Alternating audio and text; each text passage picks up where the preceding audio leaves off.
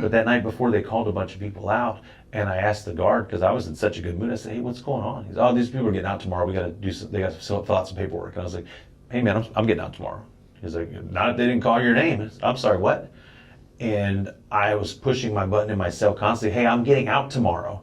I need you. Hey, I'm supposed to. Do I need to fill out paperwork? What do I need to do? And the guy was like, look, if you're not on this list, you're not getting out. That's what the guard kept saying. And I'm like, wait a minute. This is Jim Bratton Podcast. You may enjoy some, or all, or none. Now, here's Jim. Alrighty. Hi, this is Jim Bratton Podcast again. This is episode 6 of Locked Up. This will be our final episode, by the way. We're with Robert Serna. Robert, thank you very, very much. Last episode, we talked about medical. And that was... Or the lack thereof. The lack thereof. And that was really probably the most negative episode that we've had, because you've maintained a pretty positive attitude through all this. Now let's talk about maybe a pretty positive part. Can we talk about getting out? We'll take 10 minutes or so and do that. Getting out is a unique experience if you've never done it. Is this, okay, so do you spend your whole time there dreaming of getting out? No, like I said, honestly, prison was day to day. Your main goal main goal is to get through to the next day. So point B is today. Yes, point B is today. Getting out is, you really don't even think about it. I hate to say that until it gets really close. You just don't think much of it. Is that because it could be a false expectation? No, I mean, most of the time, if you think I was discharging. I did all 3 years of my sentence. There was no parole involved, so they had to release me. Okay, I'm going home. You did cannot the keep duration. Me here. Yeah. So about 7 months before I was released, they called my name on the chain, and called your name on the chain. Wait, you remember from the first episode? You're on the chain. You're going. You're moving. You're leaving. Oh God. Okay. Yes. I'm sorry. So I cannot keep up with all the nomenclature, guys. Okay. I'll probably forget it tomorrow too. Okay. They called my name on the chain, and I got really excited because they just reopened my parole. That was my next question. What about parole? I got declined 7. A week after that fight, where I broke my hand, I was up for parole. So I was in administrative segregation and close custody when I went to see parole. So I'm in a onesie with no sleeves, shackled, in the parole meeting. Good image. My hand is, mangled. I've got my eye looks terrible. And I understand you just got into an altercation. Yes, I did. I know. Jesus. So they gave me what was called a serval, and the serval means you're serving all your time. We're not going to review you for last time. Yes, and then all of a sudden in January of 2004, they said, hey, no, I'm sorry, 2005. They were like, hey, you're reopened for parole, and I was like, what? Really? We're going to re-review your case, and overcrowding, and it was time. I'm almost home. So in 7 months before my release, they called me on the chain, and I didn't know if I was going home or not. There was a very real possibility that I might be going home on that chain. So I packed all my stuff, and I ended up at a pre-release in Cleveland. And the pre-release is a private facility, and it was the easiest time I ever did. There was cable TV. There was at the private, and there was actually good health care. I think I saw people getting seen pretty regularly. At the private penitentiary. It was owned by a company called Geo back then. I don't know if they still own it or what they do, but it was. And I worked in the kitchen. The food was better. I mean, it was. I hate to say easy time, because it was not. We actually had, there was some pretty serious physical violence in that facility while I was there, but it was easier than any day I ever did on Torres. And because it was a pre-release, the rules were a lot more laxed, because most of these people are going home on parole, so they're not trying to screw that up. It's real easy to. You'd have to be sort of stupid. Yes. Now wait a minute. Did you screw it up? No. Okay. I mean, I didn't mean to lead you into that. I spent, like I said, I knew I was going home. It was certain. They have to release me. I've served my sentence. So they had all day rec. So I would work in the kitchen. I went and asked for a job in the kitchen so I could stay moving. I didn't, because they didn't make you work on that unit, and I didn't want to get in the habit of sitting in all day. On your way out, was so far the easiest that you've had? It was easy, and that's like I said. I ended up getting voted in as a segundo position with our gang, and it was simple. I mean, it was just simple time. I worked in the kitchen. I would work all 3 shifts just to keep busy, and I'd work out in between. So this position traveled with you then? No, I was just a guy at the other unit. There were too many people vying to be important, and I didn't care enough. But there was a lack of care on the Cleveland unit when it came to get the gang. Most of the guys were trying to get out. They weren't trying, so it was very disorganized. I ended up bringing the rules from the last unit to the Cleveland unit so that so that we were a little more organized because we needed organization. Cleveland unit was. Oh, it was called the. I think it was called the Cleveland unit. I don't remember what the name of it was, but it was in Cleveland, Texas. Yeah, it was.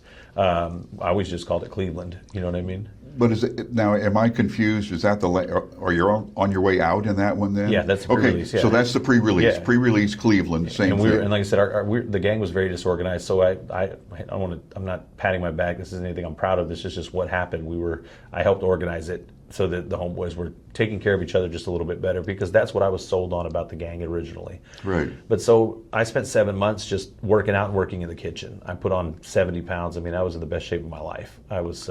And how much did gang management take of your time? Very little. Honestly, when there was an issue, and there was only an issue on the Cleveland unit for us, I think twice. But a couple guys I know did not go home because of those issues. Did you have? I hate to get back to the structure here again. Did you have any difficulty becoming segundo? No, I mean it was somebody nominated one of the other homeboys. The guy that was the CIA. He was an old timer, and he was like, "Hey, I think this should be you." And I said, "Oh, okay, man." And so they took a vote, and there I was. I'm going to ask you a candid question. Did you have demonstrable leadership skills that made your way through the system, where people knew that you were a leader? I don't think so on the Torres unit because I was kind of an idiot. I hate to say that, but man, I was goofy. You know what I mean? I was down, and I could hold my own very well, but.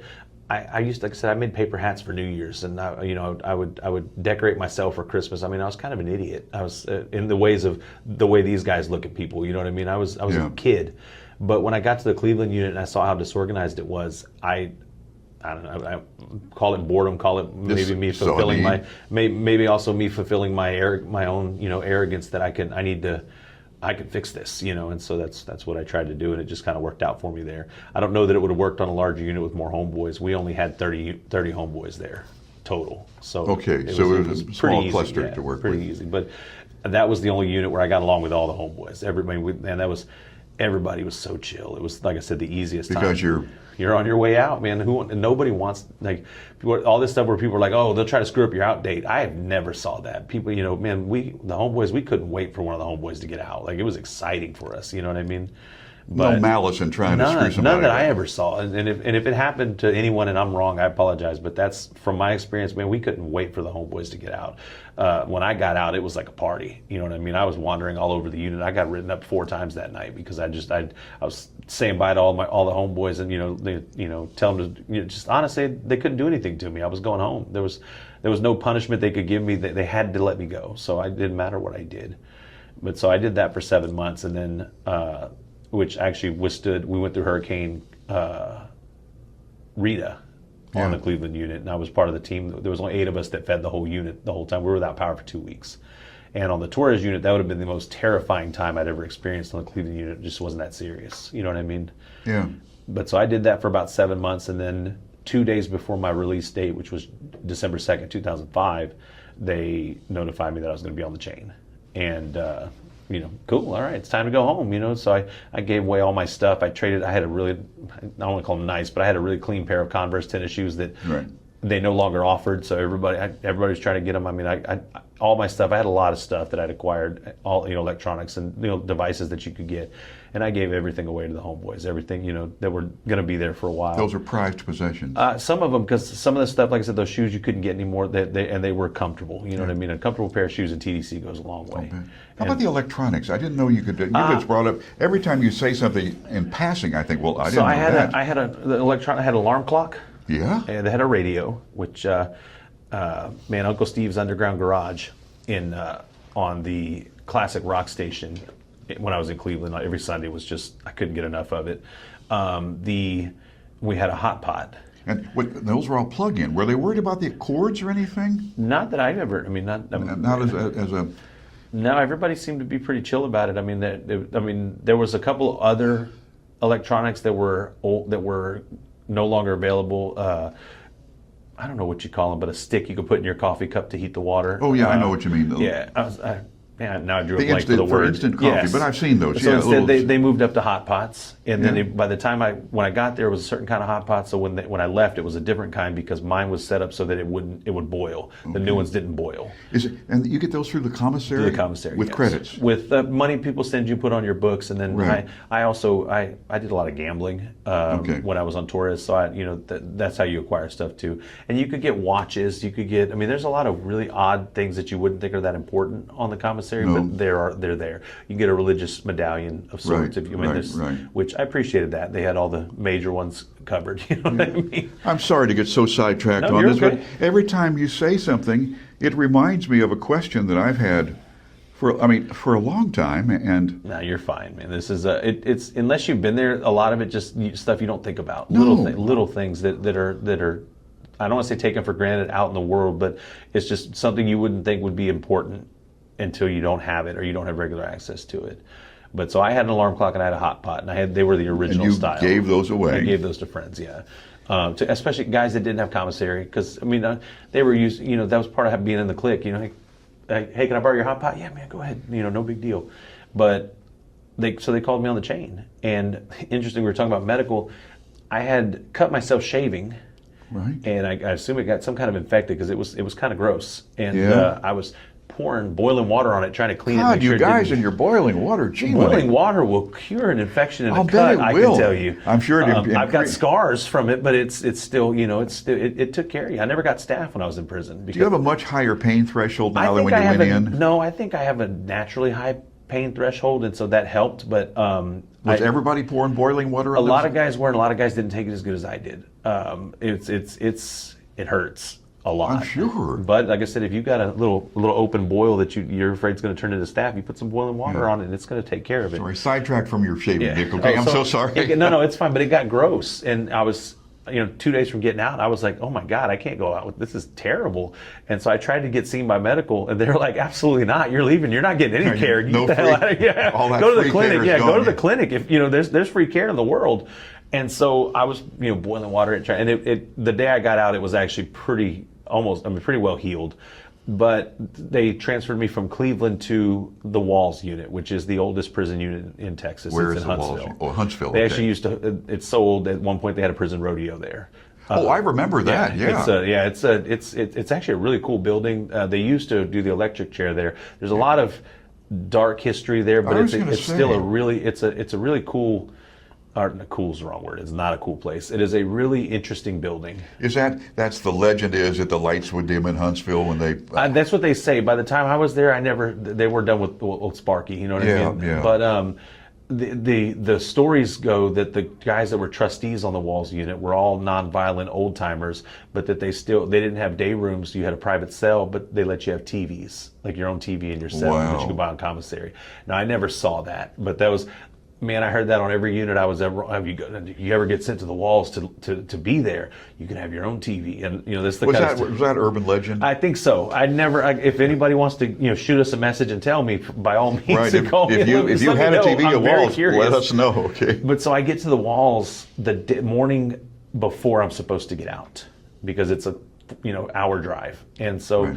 Another white bus trip. Yeah, another white bus. My last white bus trip. You know wow, what I mean? man. I didn't realize the weight of it until I left Cleveland with my little bag, and I had very little stuff. And I remember thinking, Jesus, I didn't bring anything. And then I remember thinking, wait, I don't need any of this.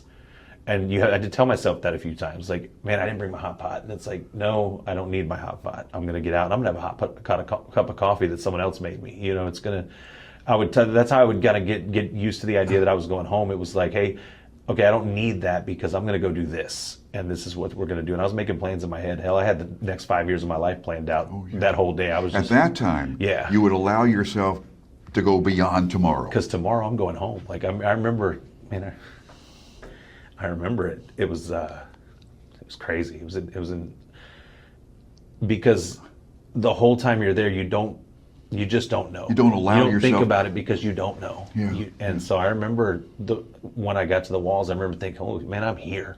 Holy shit, I am here. And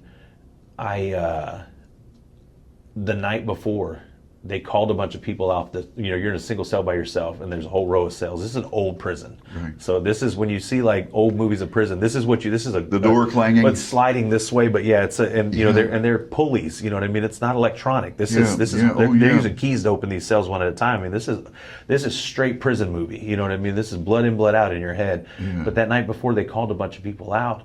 And I asked the guard, because I was in such a good mood, I said, hey, what's going on? He's, oh, these people are getting out tomorrow. We got to they got to fill out some paperwork. And I was like, hey, man, I'm getting out tomorrow. He's like, not if they didn't call your name. I said, I'm sorry, what? And I was pushing my button in my cell constantly. Hey, I'm getting out tomorrow. I need you. Hey, I'm supposed to, do I need to fill out paperwork? What do I need to do? And the guy was like, look, if you're not on this list, you're not getting out. That's what the guard kept saying. And I'm like, wait a minute. No, I am getting out. I'm discharging. I'm pushing the button. Call a supervisor. Like, now I'm starting. It's 10 o'clock at night, and I'm getting out in the morning. And so finally, the supervisor comes down. He goes, no. Listen to me. If you're discharging, and I have you on the discharge list, you're going home tomorrow. These guys are going on parole, so they have paper they need to fill out. And I remember being emotional. I remember getting mad. Like, hey, I'm getting out tomorrow. So then I finally just was able to calm down a little bit and bring it down. But man, there was a good hour where I was like, they're going to keep me. Like, they're not going to let me leave. And that might have been the single worst feeling I ever had in prison, was that moment. Thinking to myself, they got me all the way here just to tell me no. They're going to find some reason to not let me out, which was not even in the realm of possibility. No, but in real life. But in my head, that's what I thought. You almost got conspiratorial. Yeah, like they're coming for me. You know what I mean? Yeah. So I get up, the next day I get up for breakfast because I was awake all night. You know what I mean? I couldn't sleep, and ate my breakfast at 5 a.m. like normal. And at 6 o'clock I hear, we're rolling cells, this, and they said my cell, and I was like, all right, we're doing this. It's time. And you go into this big long room, and one last naked shot. You know what I mean? There's a bunch of guys standing there, but they let you shower first. I was appreciative of that. They did let us shower, but then we're all standing there butt naked, and they're asking, all right, here's your clothes. Here's your clothes. They're just giving out, used clothes that they have. And I had the goofiest pair of pants and the stupid flannel shirt, with my prison tennis shoes. And I asked for a belt because the pants didn't stay up very well. And the guy was like, hey, you shut the fuck up, is what the guard said. And I was, hey, man, okay, I don't need a belt. No belt. You're right. What belt? You know what I mean? So I was sitting there, and a guard comes. And you got your little duffel bag with you? It's like a laundry bag. It's like a mesh laundry. Yeah, and all it's got is like letters. I saved I didn't save many letters. I saved a few, but I also saved all the greeting cards that my grandmother sent me. Yeah. But I remember one guy was kind of giving attitude to the guard, and the guard said, look, you're getting out today, but if you give me a hard time, I'll make sure you're the last one to leave. And I just sat there silently for the next hour and a half. And the one guy, they have to let me out, I'm discharging. And I said, man, I'm going to be honest. I want to be the first guy. Like, I'm not trying to be here all day. Like, I'm ready to go. Yeah. And at this point, I don't know, because they don't let you tell anybody you're on chain. I'm just hoping someone's coming to pick me up, because I don't know. Because there's no communication those last few days. And so you would tell somebody well in advance. Yes. So everyone. This is where and when. I talked about not inside, but to my family, December 2nd. Everyone knew that was my day. So all I remember thinking is, God, I hope somebody's coming to pick me up, because I don't want to take the bus to Houston. That's got to be a fear. Were there people left standing there when they got out? I don't know, because I was one of the first groups. You were gone. I didn't look back. I threw away half the stuff I had. We've got a lot more we could cover, but I know this has been really emotional for you, but can I ask you to walk me through that final walk out of the... Man, I don't remember it. I don't remember anything I don't remember anything past that guy saying, I'll make sure you're the last one to leave. And I sat there silently. And Jim, you've known me since I was a kid. I'm not a quiet guy. No, I'm not a silent. Not I sat there with, as silently as I could, didn't open my mouth, try not to breathe too loud, because I did not want to be the last person. I was, if I could go the minute they flipped the door, I was going to go. I don't remember anything past that until I walked outside. Now, there's a stereotypical motion picture thing. You walk out and feel the sunlight on your face and all. Yeah, but we were outside most of the time in prison, so there you go. It didn't, but there had to be some. What was it like to? I mean, it's a dotted line. I mean, I know. I just remember. Like I said, the first thing I really remember is being outside, and I remember just being like, "Man, this is okay, I'm out. But I didn't see anybody. But mind you, there's 100 people that came out with me. So I'm looking, and there's all kinds of people waiting because they don't tell the people outside when their person's getting out. Right. So if I would have went last, my mom and stepdad would have been waiting for me till the end of the day. You know, they don't say anything. And you don't get out. And back then I didn't have a cell phone, so I was just gonna get out, and they give you a bus voucher to any city in Texas, and the bus station is right there. And they give you, if you're going on parole, they give me $100. If you get out, they give you $100, or at least they did in 2005. And I remember seeing my mom, and you picture these like reunions where it's like, no, it wasn't. You're excited and you're just happy and jumping up and down. I didn't really know how to act. I didn't know what to do. I didn't know how to interact with people because you don't touch people in prison. I didn't know, I kind of just, and didn't really. It took 3 days for me just to feel kind of normal. You know what I mean?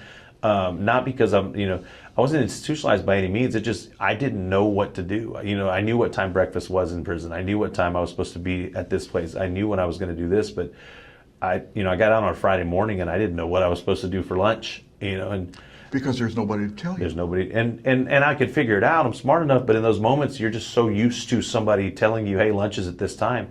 The other problem is they only give you $100. Thank God, and because I wasn't on parole, so there's nobody to check on me to make sure that I'm okay. So thank God my parents were there. I get out, I've got $100 and a bus ticket to Houston. And ill-fitting clothes. And no belt. No belt. What, at that moment, and because I was discharging, TDC doesn't care what happens to you at that point. They're done with it. You're done. Yeah, you're not my problem. And so I remember thinking, had I not had my parents there and somewhere to go for the night, I would have probably, hell, I couldn't get a hotel room for the night. You would have been homeless the first night. The first night I couldn't, and that in itself is a problem. But yeah, it took, like I said, it took 3 days. I'm sorry, you asked me to walk you through it. I don't remember it. Yeah, no, I honestly don't remember sense. it. I remember the first thing I remember is being outside and looking. And I'm looking for something familiar because none of this is familiar. You know what I mean? I've never been outside the Walls unit in Huntsville. And so it's not as exciting as it sounds, and I know that sounds terrible, but no, because it's portrayed as a revelation. Yeah. I mean, it's almost angelic or something. But it also sounds cheap to say, because everybody will go, you're institutionalized. This is what you needed. This is, this is you. How do I say this right? This is what happens when you go to jail. You get institutionalized. That's not the case. It's not institutionalization. It's just that I was 18 years old when I went to prison. I was a student in high school. When I got out, I was 21 years old. I was an adult for all intents and purposes, legally. I had never been one before. You'd skip that whole process. I skipped that whole growing into being a functioning adult. And for that whole 3 years, I didn't have to be. So I won't call it terrifying. It wasn't that it was terrifying. It was just, I didn't know what to do. It was numbing because I honestly didn't know what to do. Hell, it took me 6 months to really get used to just the fact that I had to make sure I went to work. You know what I mean? I had to make sure that I got up at this time, that I had to do this. And again, thankfully I had a family that was supportive. I had $100 to my name. If I didn't have that, there is a 99% chance that I would have went back to prison, because what else was I going to do? Live on the street, start, bumming. And once at that point, had that happened, there's no way I would be here now. Yeah. You know what I mean? How do you get out of that from that? How did you? We're running way long on time, but this is so intriguing, Robert. Yeah, I mean, honestly, I just decided one day I wasn't going to be the statistic. And 85% of inmates under the age of 25, when I was incarcerated in Texas, go back in the first 3 years. 85%. Is that a milestone?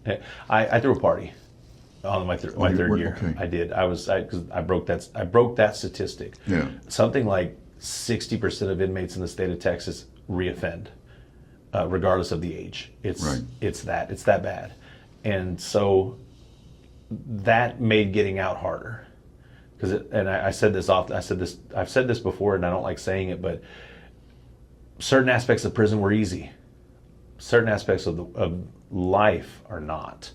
And so at that age, I totally understand why guys reoffend. Yeah. There's so much. It's easier. It's a simpler option. You know what I mean? And unfortunately, the state of Texas doesn't make it any easier for guys to get out. the felons are treated as second-class citizens, and to a degree, rightfully so. We did commit a crime. Right. We did, we need to view the consequences, but the state of Texas makes it almost impossible for a felon to succeed once they're released. Like I said, that's why the statistics are so, high for reoffense and reoffending. It's designed that way. You've managed to succeed. Better than most, I think. Yeah. But that's Successful business owner. Yeah, but my success hinders on a couple. Like I got lucky. I have an absolutely wonderful wife that takes. Man, she saw something in me that I don't even know that I saw at that point. It sometimes takes a spouse to look beyond what you see yourself. Yeah, and and also very supportive family. My family's been pretty supportive over the years. Yeah. In their own way, in different ways. Right, But understood. and also, therapy. Unfortunately, therapy. Mental health for former inmates is a serious problem, and because it's hard. You get out. When I got out, my wife and I were engaged. We lived in an apartment in Katy. I couldn't be on the lease, even though I was the one paying the rent. The city of Houston the state of Texas passed a bill that set up a few years ago that was supposed to make it easier for ex-offenders to don't let me say ex-offenders, it sounds like something else, but for ex-felons to get into apartments and stuff like that by taking the liability off the property owner. Right. It was a fugazi. It was fake. It still left the property owner's discretion to decide if they wanted to. And so they just said no. We just decided, at that point, well, we still don't want to. So, looking for housing, looking for a job. I went to 36 interviews at one point before I found a job. And I was at the very open from the minute I got the call for the interview. I am a felon. If that's an issue, I'm okay with it. Just let me know. I went to 35 interviews that all sent me home because of my felony after I told them I was a felon. They tell you get out, and there's this note that they give you, said something about having paid your debt to society. Excuse me. You don't pay your debt to society, ever. Up until a few years ago, I'd still get searched every time I get pulled over. Because of your name? Because of my name. I was in a gang database because of my record, and I would get searched do you mind if we search? If I have to get a supervisor, it's going to take this long. No, go ahead and search my car. I hate to say intimidation, but it was. So, I guess the point is getting out was great, and I'm so happy to be in the world, but getting out is also its own set of challenges. And I'm 20 years later, and I still see those issues. Beginning of a new story. Yeah. Robert, this has been something. And I know it's been difficult for you, but I think I appreciate your candor very much. And I can see your life now looks pretty good to me. Okay? And I know it hasn't come easy. Robert, thank you very much for your time today. It's been a real pleasure. It's been an absolute pleasure. Thank you all for listening and watching. This has been Jim Bratton Podcasts. We hope you have enjoyed, been inspired, informed, angered, or otherwise emotionally stimulated. This is your booth announcer, Sierra Sakel.